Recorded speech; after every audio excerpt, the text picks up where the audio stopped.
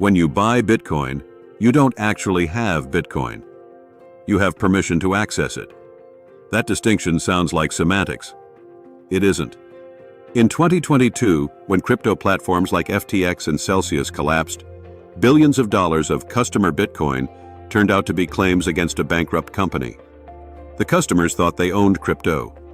They actually owned promises. Understanding the difference is the difference between owning crypto and just borrowing it. Let's walk through what a crypto wallet actually is, and why "not your keys, not your coins" is the most repeated phrase in crypto for a reason. First, the fundamental misconception. A crypto wallet does not hold your coins. Coins live on the blockchain. That's the public ledger.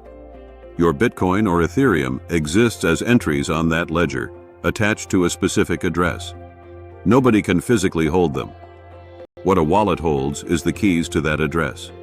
Specifically, three things matter. A public address.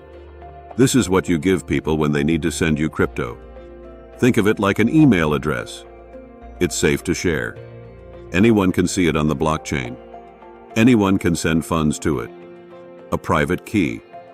This is the secret that proves you control the address. Anyone who has the private key controls the funds at that address. Completely. Permanently. If someone gets your private key, your funds are gone. There's no customer service. No password reset. No bank to call. No manager to talk to. A seed phrase, also called a recovery phrase. Usually 12 or 24 words. This is a human-readable backup of your private key. Lose it, and if anything happens to your wallet, your funds are gone forever. Share it, and your funds are gone. So when someone says they have crypto, the right question is, do you control the keys? This brings us to the most important distinction in crypto wallets. Custodial versus non-custodial. A custodial wallet means someone else holds the keys for you. When you buy Bitcoin on Coinbase or Binance and leave it there, you don't have the keys. The exchange does. You have an account showing you own some Bitcoin. That account is a claim against the exchange. As long as the exchange is solvent and honest, your funds are accessible.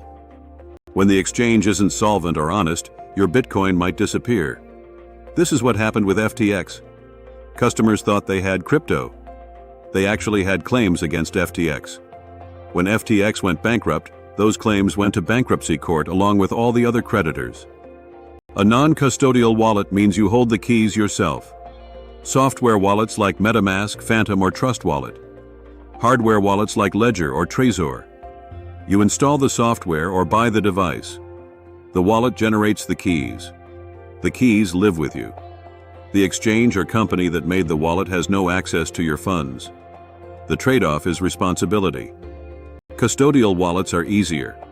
You forget your password, they reset it. You get hacked, they may reimburse you. Non-custodial wallets are harder. You lose your seed phrase, your funds are gone. Permanently. Forever. The blockchain doesn't care that you forgot. The second important distinction is hot versus cold wallets.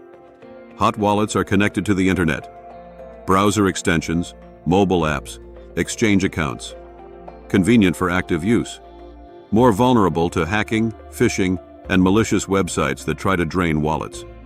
Cold wallets are not connected to the internet. Hardware wallets are the most common example. The keys never touch a network-connected device.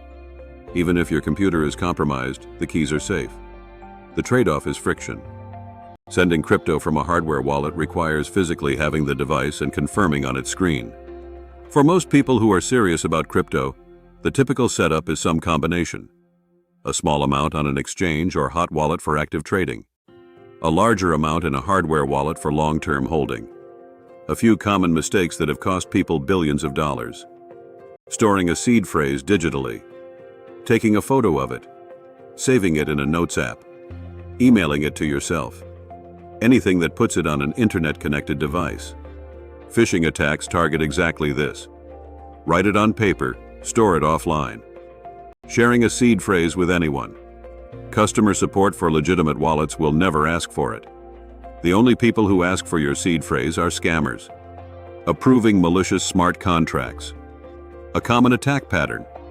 A website asks you to connect your wallet for some reason, then prompts you to sign a transaction that grants the attacker permission to drain your tokens.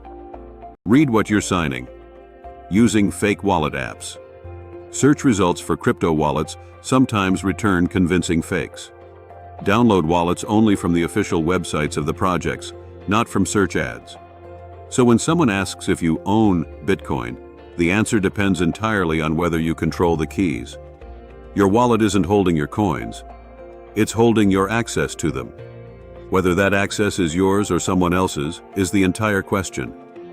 People who tell you self-custody is the only legitimate way to hold crypto are flattening the practical realities of how most people use it.